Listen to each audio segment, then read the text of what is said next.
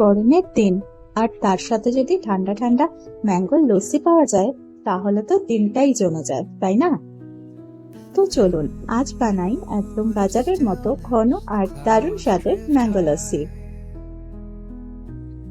সবার প্রথমে আমি এখানে নিয়েছি একদম মিষ্টি আম। আমটাকে ছোট ছোট টুকরো করে কেটে নেব। আম যত মিষ্টি হবে লস্যির স্বাদও কিন্তু তত দারুণ হবে। এবারে একটা মিক্সিং জারে নিয়ে নেব ঘন টক দই। দই যেন বেশি টক না হয় সেদিকে একটু খেয়াল রাখতে হবে। এবার দিচ্ছি অল্প পরিমাণ চিনি আর কেটে রাখা আমের টুকরোগুলো। এবার মিক্সিতে ভালো করে পেস্ট করে নেব। আম আর দই ভালোভাবে ব্লেন্ড হয়ে গেলে এতে দিয়ে দেবো সামান্য একটু বিট লবণ আর একদম ঠান্ডা জল। আরো একবার ব্লেন্ড করে নিলেই কিন্তু তৈরি আমাদের সুপার থিক ম্যাঙ্গো লস্যি। উপর থেকে একটু ছোট আমের টুকরো দিয়ে দিয়েছি গার্নিশিং এর জন্য। দেখতেই কতটা লোভনীয় লাগছে, তাই না? আপনারাও বাড়িতে এই রেসিপিটা অবশ্যই ট্রাই করবেন।